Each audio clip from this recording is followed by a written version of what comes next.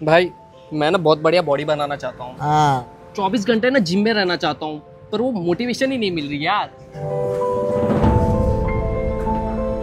भाई वो देख श्रेया।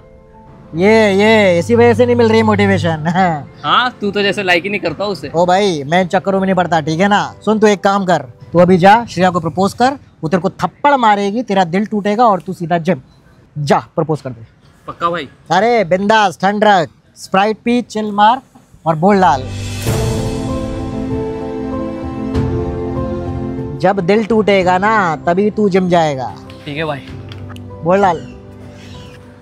हाय श्रेया, मैं आपको पसंद करने लगा हूँ। पागल, इतना टाइम लगता है बोलने में? मैं तो कब से वेट कर रही थी तुम्हारा।